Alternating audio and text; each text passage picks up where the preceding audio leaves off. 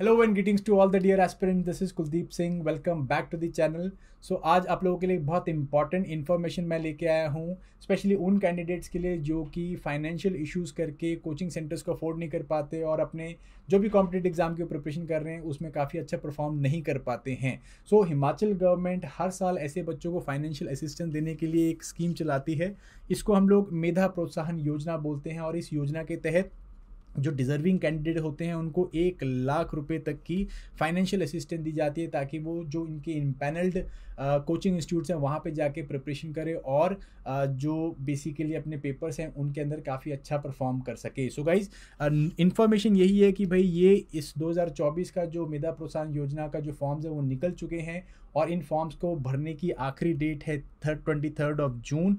इस जून तक 23 जून तक आपको जो है इसके फॉर्म फिल करके डीएचई डिपार्टमेंट ऑफ हायर एजुकेशन जो है उसको भेजना है और वहाँ पे जाके उसके बाद आप इस फाइनेंशियल असिस्टेंस को अवेल कर सकते हैं। सो इस वीडियो के तहत, इस सेशन के तहत मैं यही चीज़ें आपको बताने वाला हूँ कि किस तरह से अगर आपकी एलिजिबिलिटी बनती है आप किस तरह से फॉर्म को भरो, कैसे जो है आप इस पर्टिकुलर योजना के तहत इस असिस्टेंस को ले सकते हो। तो चलिए फटाफट से हम लोग करते हैं इसको स्टार्ट। सबसे पहले हम लोग देख लेते हैं ऑब्जेक्टिव क्या है इसकी स्कीम के। तो स्कीम के बेसिकली ऑब्जेक्टिव वही है कि जो मेरिटोरियस स्टूडेंट्स हैं हिमाचल प्रदेश के, उनको स्पेशल कोचिंग के तहत जो है उनका जो भी कॉम्पिटिटिव एग्जाम का जो टारगेट है उसको अचीव करवाने का ये ऑब्जेक्टिव रहता है, जिसके अंदर हम लोग नेशनल लेवल कॉम्पिटिटिव एग्जाम देखते हैं, जैसे कि +2 लेवल पे नीट, जेई है, क्लैट है, एनडीए है।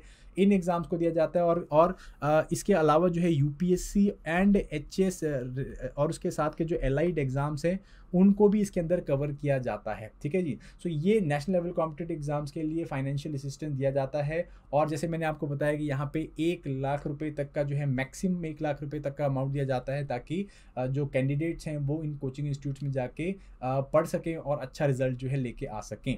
अब कौन से स्टूडेंट्स जो हैं इस स्कीम को अवेल कर सकते हैं, क्या क्राइटेरिया है, उसके बारे में हम लोग बात करते हैं।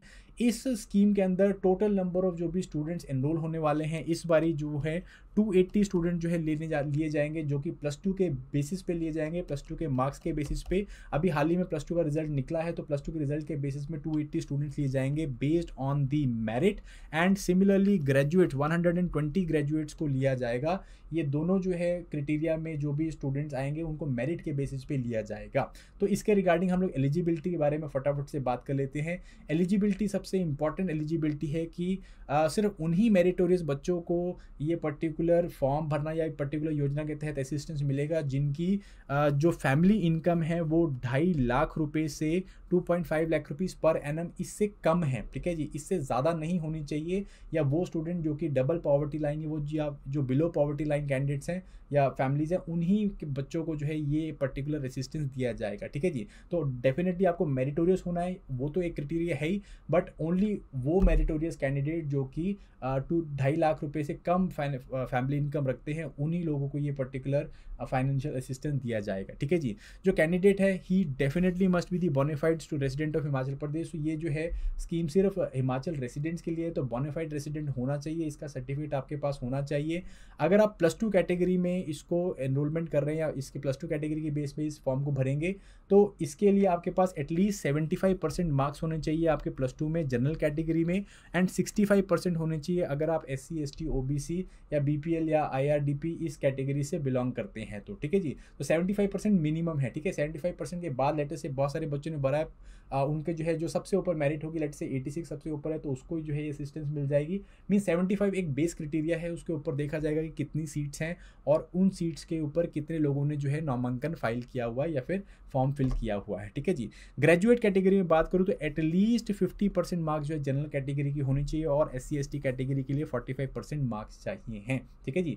तो ये बेसिकली आपका क्राइटेरिया है। ठीक है, ये कैंडिडेट्स अप्लाई कर सकते हैं +2 के बेसिस पे भी एंड ग्रेजुएशन के बेसिस पे भी। और आप जो हैं वो UPSC HS के लिए या फिर जो है आप बाकी किसी एग्जाम, जो भी एग्जाम मैंने पीछे बताया, उनके लिए दोनों ही कैटेगरीज अप्लाई कर सकते हैं। आप +2 के बाद भी अप्लाई कर सकते हैं। अगर आपका सपना सिविल सर्विसेज में जाने का है तो आप अभी +2 के बाद भी अप्लाई कर सकते हैं, या आप जो अगर ग्रेजुएट कैटेगरी में आते हैं तो ग्रेजुएशन के बाद भी अप्लाई कर सकते हैं। दोनों कैटेगरी में जहाँ भी आप फुलफिल हो रहे हैं आप वहाँ पे उसको ज़रूर भेजिए। ठीक है जी। सो ये बेसिकली क्राइटेरिया है, 75% अबव में 65% above for +2 and 50% above for graduation and 2.5 lakh minimum जो है फैमिली इनकम, इससे कम होना चाहिए, मैक्सिमम में इससे कम होना चाहिए, ठीक है जी। रिजर्वेशन जो है रिजर्वेशन पॉलिसी के हिसाब से मिलेगी, मीन्स जो रिप्रेजेंटेशन होगी SC/STs की वो रिजर्वेशन पॉलिसी के हिसाब से होगी। 30% सीट जो है वो गर्ल कैंडिडेट्स के लिए अर्मा की गई हैं। हर एक जो भी इम्पैनल इंस्टीट्यूट है वहाँ पे एटलीस्ट 30% गर्ल्स को भेजा जाएगा, तो ये भी एक क्राइटेरिया रखा हुआ है, ठीक है जी। इन केस गर्ल्स का जो परसेंटेज है वो फॉर्म उतने मीट नहीं करते हैं तो वो जो है देन पर्टिकुलर सीट बॉयज़ को दे दी जाएगी। ये जो है 30% क्राइटेरिया यहाँ पे एक चीज़ है, ठीक है जी। जो स्टूडेंट है वो एक ही टाइम इस पर्टिकुलर स्कॉलरशिप को ले सकता है। अगर आपने पहले कभी हिमाचल गवर्नमेंट की कोई भी स्कॉलरशिप स्कीम में अप्लाई किया और वहाँ पे आप उसको अवेल कर चुके हैं, तो अब आप इस स्कीम को नहीं अवेल कर सकते हैं। सिर्फ वन टाइम ये स्कीम है, अगर आपने कभी नहीं अप्लाई किया तो आप इसको कर सकते हैं। और इसके तहत जो स्टूडेंट है वो सिर्फ इम्पैनल्ड इंस्टीट्यूट जो हैं उनके अंदर ही एडमिशन ले सकता है। जो empanelled institute department of higher education के अंडर इम्पैनल्ड है, सिर्फ वहीं पे आप एडमिशन ले सकते हैं। और स्टूडेंट को वहाँ पे जो है एडमिशन लेने के बाद या उन पर्टिकुलर जो कोचिंग इंस्टीट्यूट में एडमिशन लेने के बाद वहाँ पे सारी क्लासेस लगानी होती हैं और तब जाके जो है आपको ये स्कॉलरशिप जो है वो बेसिकली मंथ वाइज फॉर्मेट में आपको देखने को मिलती है, ठीक है जी। उस तरह से दी जाती है। अगेन जैसे मैंने आपको बताया कि 23 जून जो है इसकी लास्ट डेट है कि 23 जून से पहले आपके फॉर्म चले जाने चाहिए। एक अच्छी बात यह है कि आप इसको जो है ई एप्लीकेशन भी दे सकते हैं। दैट मीन्स आप जो है एक सिंगल, जो मैं अभी आपको एक फॉर्म दिखाने वाला हूँ, उस फॉर्म के बेसिस को उस फॉर्म को आप एक PDF फॉर्मेट, उसको भर के आप एक PDF फॉर्मेट में आप ईमेल कर सकते हैं डायरेक्टर ऑफ हायर एजुकेशन को एट अ पर्टिकुलर वेबसाइट में मैं अभी आपको बताऊंगा, वहाँ पे आप भर सकते हैं। आपको बाय हैंड कहीं पे सबमिट करने की ज़रूरत नहीं है। आपकी ईमेल में सेंड किया गया आपका एप्लीकेशन फॉर्म जो है वो माननीय होगा और एक ईमेल से एक ही एप्लीकेशन फॉर्म सेंड किया जा सकता है, ठीक है जी। इसको ध्यान रखना है। कई बार क्या होता है कि बहुत बच्चे जो हैं एक ही ईमेल के थ्रू मल्टीपल एप्लीकेशन फॉर्म भेजने की कोशिश करते हैं, वो वहाँ पे माना नहीं जाएगा। तो आपको एक ईमेल जो है उसको एक ही फॉर्म के लिए यूज़ करना है, ठीक है जी। तो ये कुछ जो है आपके बेसिकली क्राइटेरिया हो गया। अब मैं आपको दिखाता हूँ फटाफट से एप्लीकेशन फॉर्म। अगर आप इस क्राइटेरिया में फुलफिल कर रहे हैं तो आप एप्लीकेशन को ज़रूर भरेंगे। ये आपका एप्लीकेशन फॉर्म है 2024 का, जिससे मैं बता रहा हूँ कि लास्ट डेट जो है 23 जून 2024 की है। ईमेल करना है आपको medha.protsahan@gov.in पे, ये ईमेल है। यहाँ पे आप अपना जो फॉर्म है, जो मैं फॉर्म आपको दिखा रहा हूँ, इस फॉर्म को डाउनलोड करेंगे, प्रिंट करेंगे। प्रिंट करने के बाद साइन इसके ऊपर जो है आप अपना जो भी पर्टिकुलर्स है वो फिल करेंगे। इसका जो है सिंगल PDF फॉर्मेट बनाएंगे और इस PDF फॉर्मेट को इस पर्टिकुलर ईमेल में आप भेज देंगे 23 जून से पहले। बहुत ही सिंपल है, बहुत ही ईजी है। स्पेशली जो कैंडिडेट पीछे क्वालिफिकेशन या जो एलिजिबिलिटी क्राइटेरिया को मीट कर रहे हैं वो इसको ज़रूर भरें, ताकि आपको जो है ये स्कॉलरशिप मिल सके और आप अपने कोचिंग इंस्टीट्यूट्स में या जो भी आपके ड्रीम कोचिंग इंस्टीट्यूट है वहाँ पे जाना चाहते हैं तो वहाँ पे जा सकते हैं, ठीक है जी। क्या क्या डिटेल भरनी है? Name of the candidate, father name, date of birth, gender, ये आपको भरना है। कैटेगरी वाइज क्या कैटेगरी आपकी, मोबाइल नंबर, जो आपको एटलीस्ट 2 मोबाइल नंबर देने हैं ताकि आपको यहाँ पे इन्फॉर्मेशन दिया जा सके कि अगर आपका सिलेक्शन हो जाता है तो आपको इसी फ़ोन नंबर में जाके इंटीमेट किया जाएगा। ईमेल आईडी देनी है, ठीक है जी, ताकि आपको अलर्ट्स मिल सके। आधार कार्ड जो है वो आपको भरना है यहाँ पे। अपना बैंक और अकाउंट नंबर और IFSC कोड भरना है, जहाँ पे आपको आपकी स्कॉलरशिप जो है वो मंथली बेसिस पे मिलेगी। होम एड्रेस आपको भरना है। एजुकेशनल क्वालिफिकेशन 10th एंड +2 के मार्क्स एंड देन आपके ग्रेजुएशन के मार्क्स वो आपने यहाँ पे भरने हैं, वो ज़रूरी है, ठीक है कि नहीं। ग्रेजुएशन है, आपकी जो भी स्ट्रीम है, जिस भी बेसिस पे आप ले रहे हैं स्कॉलरशिप ले रहे हैं, वो आपको यहाँ पे भरनी है। इसके अलावा और इसके नेम ऑफ द इंस्टीट्यूशन जहाँ पे आपने लास्ट पढ़ा है, ठीक है जी।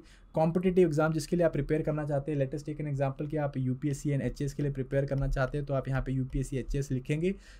एंड देन उसके बाद duration of the coaching program, आपको इसी फॉर्म के अंदर कोचिंग इंस्टीट्यूट्स के बारे में बताया गया कि कौन से कोचिंग इंस्टीट्यूट कितने ड्यूरेशन में दे रहे हैं। तो आप यहाँ पे लेटेस्ट से अगर हम अपना बात करते हैं तो 1 ईयर इंटीग्रेटेड कोर्स है, तो 1 ईयर इंटीग्रेटेड यहाँ पे लिखेंगे। अप्रॉक्सीमेटली फ़ी कितनी है, तो फीस भी जो है अगर आप जो भी आप फीस होगी तो मैक्सिमम आप यहाँ पे फीस भरेंगे। एंड देन उसके बाद वेदर आप इस क्राइटेरिया को फुलफिल कर रहे हैं कॉम्पिटेटिव एग्जामिनेशन को, तो आप यहाँ पे येस और नो लिखेंगे, ठीक है कि नहीं। अगेन इनकम जो है वो आपकी 2.5 लाख से कम होनी चाहिए। इसके लिए आपको जो भी लोकल तहसीलदार है, लोकल जो भी आपकी रेवेन्यू अथॉरिटी, वहाँ से आपको सर्टिफिकेट लेना होगा। फिर आप यहाँ पे भरेंगे जो इंस्टीट्यूट को आप कोचिंग लेना चाहते हैं, तो ठीक है। तो यहाँ पे मैं आपको फिर से बताया तो सिर्फ इम्पैनल इंस्टीट्यूट का जो आप नाम यहाँ पे ले सकते हैं। जो भी इम्पैनल इंस्टीट्यूट्स हैं उनको यहाँ पे नाम लीजिए। और आप यहाँ पे मैं एक और इंपॉर्टेंट चीज़ आपको यहाँ पे क्लियर कर देता हूँ कि आप जो इंस्टीट्यूट आपको अलॉट होगा आप उस इंस्टीट्यूट को बाद में बदल नहीं सकते हैं। तो आपको जो है अपनी इस एक्सरसाइज को या अपनी इस पावर को काफ़ी अच्छे से एक्सरसाइज करना है। अच्छे से चूज़ करें उस इंस्टीट्यूट को जो आपको आपके हिसाब से अप्रोप्रिएट लग रहा है। मोड ऑफ कोचिंग किस तरह का लेंगे आप, ऑनलाइन ऑफलाइन लेंगे, ठीक है जी। और उसके बाद आपने कौन से सर्टिफिकेट यहाँ पे अटैच करें हैं, स्कैन करके उनको जो है इस PDF फॉर्म के साथ में अटैच करके भेजना है, ठीक है जी। सो ये 23 जून से पहले पहले आपको ये काम करना है और आपने लास्ट डेट का भी वेट नहीं करना है। आपको इस फॉर्म को, अगर आप इस वीडियो को सुन रहे हैं तो आप जल्दी से जल्दी भर के भेजिए। असिस्टेंस के लिए अगर आप चाहते हैं कि भाई आपका फॉर्म भरने में हेल्प हो जाए और आपको फर्दर अगर कोई क्लैरिफिकेशन चाहिए आपकी एलिजिबिलिटी के रिगार्डिंग, तो आप इस नंबर पे कॉल कर सकते हैं। हम लोग के पास फॉर्म्स भी अवेलेबल हैं, हम लोग जो है सारा डॉक्यूमेंट आपको दे देंगे। ये forms by the way like वो आप DHE की वेबसाइट में भी अवेलेबल है, वो मैं डिस्क्रिप्शन लिंक में डाल दूंगा। बट आप इस नंबर पे कॉल करके भी सारी इन्फॉर्मेशन ले सकते हैं, फॉर्म हमसे ले सकते हैं। आप उसको डाउनलोड करिए, प्रिंट करिए और जाके DHE में ज़रूर भेजिए। मैं आपको मेल ID दे चुका हूँ, meda.protsahan@gmail.in, ठीक है जी। सो आई होप आप इस पर्टिकुलर अपॉर्चुनिटी को अवेल करेंगे और इसको ज़ायर नहीं होने देंगे। अगर आप इस क्राइटेरिया में आ रहे हैं, डेफिनेटली फिल करें इस फॉर्म को। And if you want that you can also apply for us, ठीक है। हम लोग भी इसमें इम्पैनल्ड हैं और काफ़ी सालों से बच्चे पढ़ा रहे हैं यहाँ पे मेधा प्रोत्साहन के। सो अगर आप चाहते हैं तो हम लोग के लिए भी यहाँ पे लिख सकते हैं। So guys, thank you very much. I hope you like this particular session. Till next time, bye bye, all the best.